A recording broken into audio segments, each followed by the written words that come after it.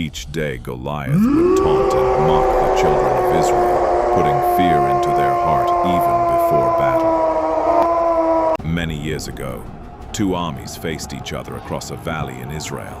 The forces of Saul, king of the Hebrews, and the armies of the Philistines. For 40 days, neither side would move.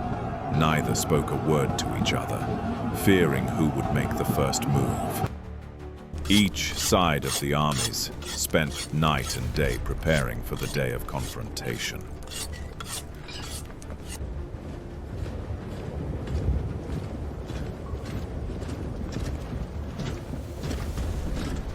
Then suddenly, one day a champion stepped from the Philistine ranks.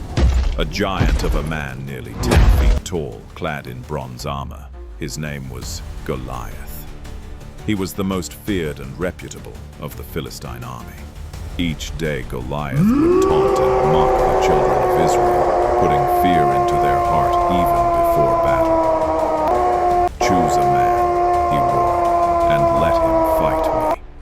If he wins, we serve you. If I win, you serve us." Every soldier who heard him trembled with fear. Far from the battlefield, a young shepherd boy named David tended his father's sheep on the hillsides of Bethlehem, unaware his life was about to change for good. Sent by his father to bring food to his brothers serving in the army, David arrived at the camp, just as Goliath issued his challenge once again to the armies of Israel.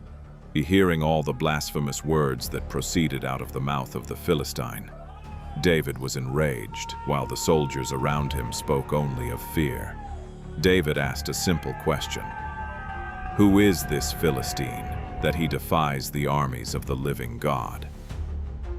Word reached King Saul, who had promised the hand of his daughter in marriage to anyone who could face the Philistines, about David. King Saul summoned the boy. King Saul didn't want to allow David to fight Goliath. Saul said, "You are only a boy, and he has been a warrior since his youth." David stood his ground against the word of King Saul and demanded he be allowed to fight the Philistine. King Saul, then seeing that he couldn't convince David otherwise, agreed to David's request. Saul offered David his own armor and sword. The king's best armor was placed as protection on David, but the weight was unfamiliar to him, and David set it aside. "I cannot go in this," he said. "I have not tested it." Instead, David took only his shepherd's staff, his sling, and 5 smooth stones from a nearby stream to the battleground. Many thought he was crazy, thinking of going against a giant armed with bronze armor and a strong spear with just 5 smooth stones. But what the armies of Israel failed to realize was that the hosts of heaven was going with David on his side.